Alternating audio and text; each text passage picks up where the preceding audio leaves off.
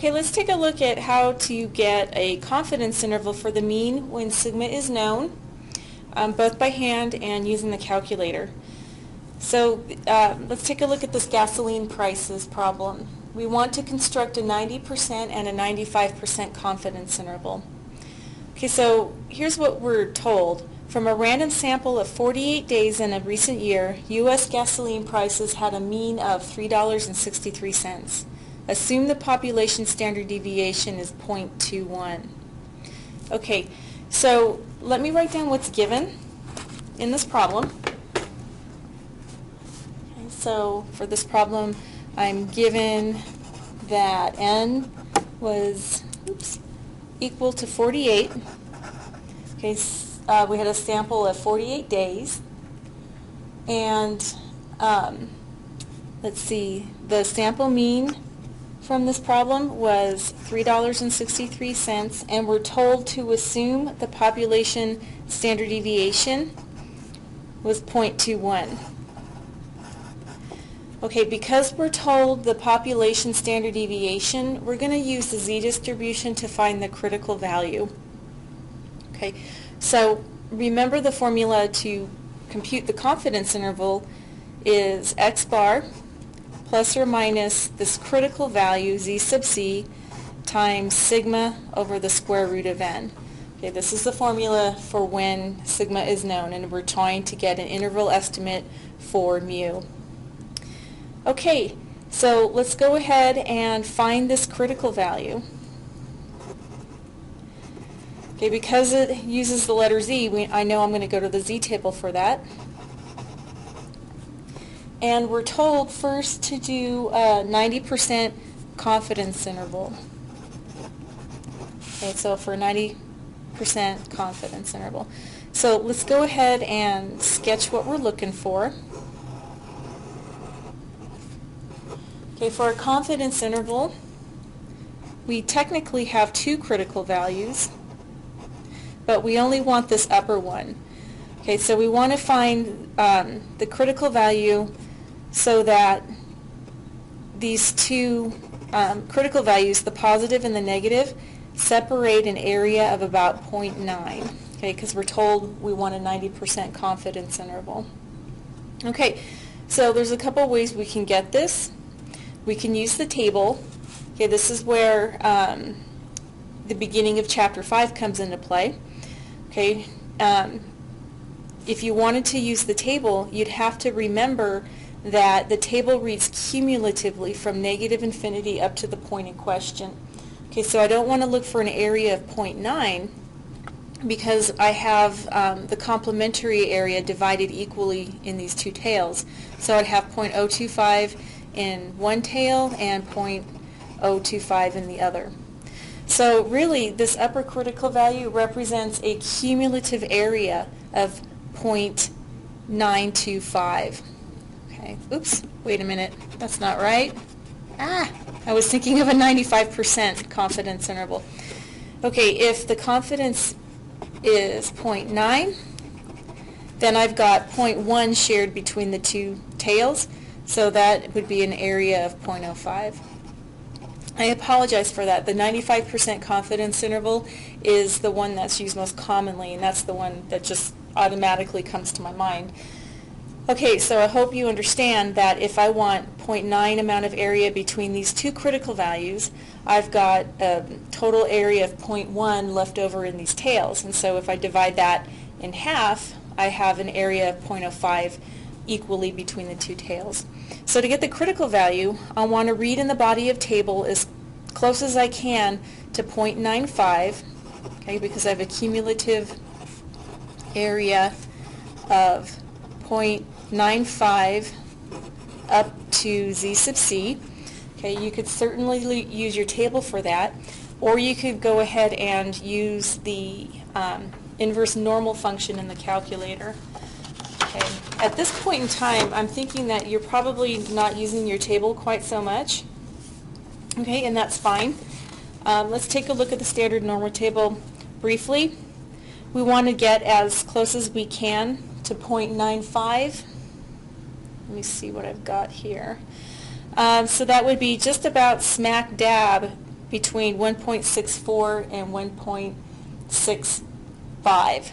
Okay, so I'm going to call that critical value using the table of about 1.645. So Z sub C is about 1.645. Now if I wanted to get that critical value from the calculator, remember when you're given an area first, a cumulative area, and you want to work backwards to find a z-score or an x value, you would use the inverse normal function. So I'm going to go to my distribution menu and select inverse norm. Okay, so I want to put in a cumulative area of 0.95, and I'm working with standard normal because I'm finding a z-score, and that means I don't have to change mu or sigma. Okay, so we'll see that the calculator carries it out a bit further, but if we notice if we round to the nearest thousandth, we would get 1.645. Okay, so two ways to get your critical value. Actually, there's three if you wanted to use the normal calculator in StatCrunch. Okay, so I have all the pieces to plug and chug. I'm given X bar in the problem, I'm given the sample size, I'm given the population standard deviation, and I just found my critical value.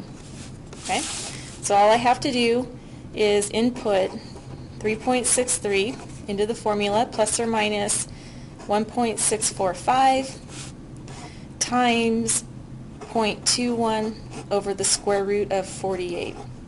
Okay, so here's X bar, here's my critical value for a 90% confidence interval, here's my assumed population standard deviation, and here's my sample size. I'm taking the square root of that. Now remember from your reading, this whole value is called the margin of error. Okay, so if you needed to find this piece by itself for your homework, all you would do is just calculate right here. Okay, so getting this into my calculator, let me do that. Let me find that margin of error first, since I still have my critical value on my screen. So I'm going to multiply that by 0.21. And then I want to divide it by the square root of the sample size. Let's see, square root. Where'd you go? There you go, of the sample size, 48. Okay, so my margin of error is approximately 0.04986. Okay, so if you needed that piece by itself for the homework, there it is. Okay, so I want to add and subtract that value from 3.63, so I'll go ahead and subtract that value first. Okay, so 3.63 minus 0.04986. I'm just not doing well today. 0.04986. Okay, so I have my lower endpoint of my confidence interval. Okay, and it would make sense for me to round to the nearest hundredth because I'm talking about gasoline prices, so I'd want to round to the nearest cent. Okay, so my lower endpoint would be 3.58, and then my upper endpoint, 3.63 plus that margin of error. There we go. Okay, up to about 3.68. Okay, that's a 90% confidence interval for mu. Okay. All right, now the second part of the question asks for a 95% confidence interval. So if we take a look at the formula, the only thing that's going to change here is my critical value. Okay, I have the other pieces, those are fixed given the problem.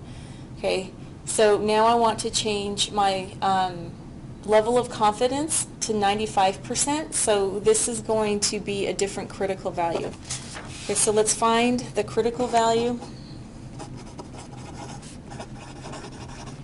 for a 95% confidence interval. Okay, again, if you wanted to use the table like I did previously, you'd want to sketch the bell and recognize that you want 0.95 amount of area between these two critical values, and we only need the upper one for the formula. And again, by symmetry, I'm going to have 0.025 area in each tail. Okay, because add these two together, I get 0.05, and that's the complement to 0.95. So you'd have to read in the body of the table and read outward. So in other words, we are given a cumulative area of 0.975. Okay, so again, I have to reiterate, you are not looking in the body of the table for 0.95 because you have this bitty tail down here. The table reads cumulatively. Also, the calculator needs a cumulative area, and I'm finding this upper critical value. So I'm just going to go ahead and do this in the calculator to save time. Again, I want to go back to my distribution menu, select inverse norm, and change my area to 0.975. Okay, so that critical value would be 1.96. Okay, so Z sub C is 1.96. Now, you may notice this from your table. If we look at the bottom of the first page of the standard normal table, here's some common levels of confidence. Okay, in the last part we were looking for a confidence interval, a 90% confidence interval, and when we found that critical value it was 1.645. Here we have a level of confidence of 0.95. Okay, so this is a quick little table, and we'll see that the corresponding upper critical value is 1.96. Okay, now if you don't have a common level of confidence, say for example you're asked to find an 85% confidence interval, you're going to have to go back to this type of reasoning and find that cumulative area. Okay, but most of the time you'll be given one of these common levels. Okay, so here's a quick table instead of having to read from the center out. Okay, so going back to our formula, remember it's x bar plus or minus, that's a little messy, Z sub C times sigma over the square root of n. Okay, everything else is the same. I have 3.363 plus or minus. Now the critical value changes, okay, and then times 0.21 over the square root of 48. Now what's going to change is our margin of error. Because this 1.96 is larger than 1.645, okay, we're going to get a greater value for this. Okay, so let's go ahead and find that. This is the margin O error.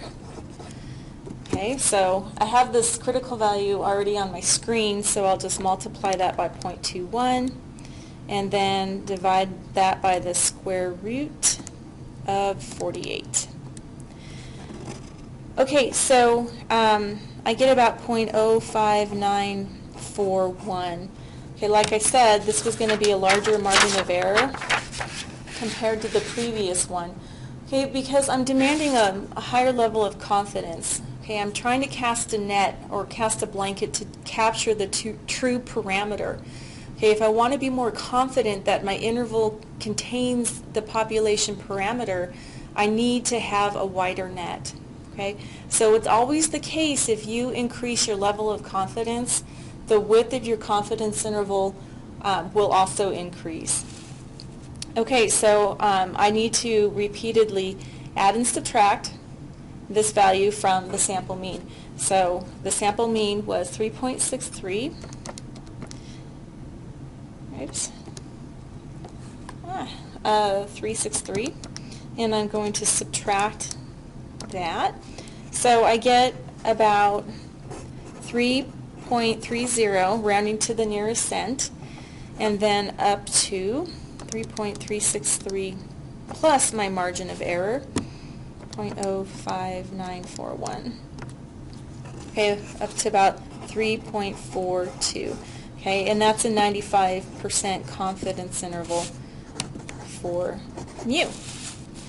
Okay, so again, looking at these two intervals, I'll try to put them on the same screen here. Okay, here's the 90% confidence interval, and here's the 95% confidence interval. Okay, this interval here is wider than this interval. Again, I said that's always going to be the case. If you keep everything else fixed and you increase your level of confidence, your confidence interval width will also increase. Okay, so that's how you get this by hand. Now, what's really nice about your calculator is that you have a built-in Z interval. Okay, so you can have the calculator find the confidence interval for you.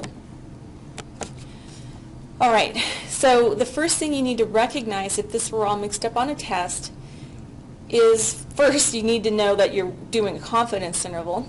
Second, you need to know, well, what is the parameter I'm trying to estimate with the interval? Is this mu, sigma, sigma squared, or p? Okay, so when this is a confidence interval about the mean, the parameter we're trying to estimate is mu. Okay, so if we're estimating mu, then you have to make the decision, am I told whether or not sigma, the population standard deviation, is known? When you're told that the standard deviation is known for the population, you use the Z interval.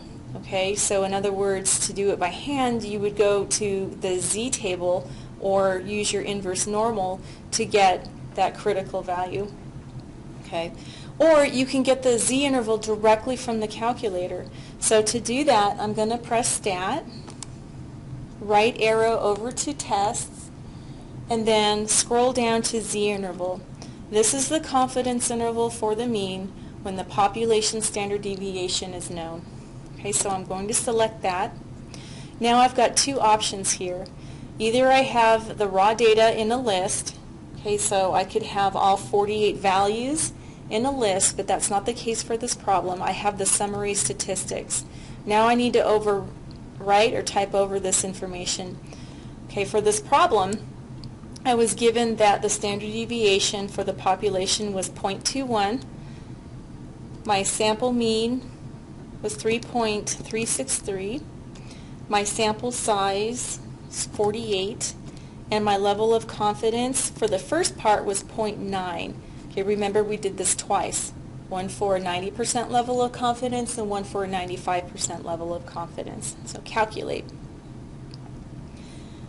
Okay, so let's take a look at the confidence interval and compare it to the one we got, which is not the same. So I must have made a mistake in my calculation somewhere.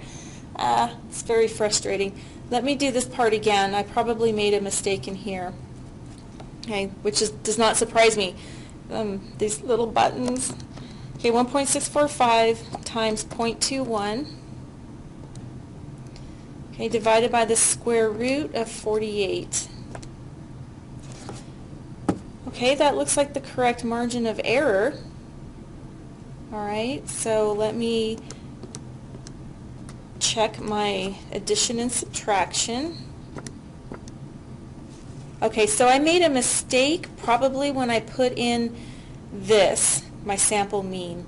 Okay, I apologize for that. Okay, the mistakes I make are the common mistakes. Okay, so make sure when you're inputting things in the calculator you double check. Okay, so my margin of error for the 90% level of confidence was correct. Okay. Okay, so for those of you at home watching this, you probably caught this right away. You might be thinking, oh no, she did this wrong. Okay, so I'm going to go ahead and change that. 3.31, okay, up to 3.363 plus 0.04986. Oops, I forgot the 0. 4986. Okay, I get up to 3.41. All right, so let's go ahead and double check. Let me go back to Stat, go back to Tests, go back to my Z interval. And again, this is a 90% confidence interval. Okay, there. Now it's consistent with doing it by hand. Again, I apologize for that. Apparently my error was in here. I'd have to go back and review this video later. Okay, but that's okay. You'll see that I am only human. Okay, the good thing is that I caught my mistake before putting this into my stat lab, for example. Okay, again, however, let's look at these two intervals. My previous statement of the fact that if I increase my level of confidence, the confidence level limits or width also increases still holds. Okay, and that's always the case. All right, now let's go ahead and get the 95% confidence interval using the calculator. So I want to press on Stat, right arrow over to Tests, and select 7, my Z interval. Okay, everything else stays the same. Okay, my population standard deviation, my sample mean, and my sample size. All I have to do is change my level of confidence to 0.95. Okay. All right, so here's the corresponding confidence interval, and let's go ahead and look at it compared to the one I did by hand. Okay, so this is the same interval with rounding to 2 decimal places. If in the homework they ask you to round further, that's fine. Okay, so I don't expect you to do these by hand if you don't want to. Okay, if you need to find the margin of error, you can go ahead and calculate that by hand. Or recognize the fact that for this particular distribution, the margin of error is going to be half the distance between the sample mean and those, it's going to be the distance between the sample mean and each endpoint. Okay, so it'd be the width divided by 2, and then you'd add and subtract that from your confidence interval limits. Okay, or you can just plug it in by hand right here, and that's fine. Okay, so I hope that helps you get started with these. It's a really nice feature to have it built into the calculator.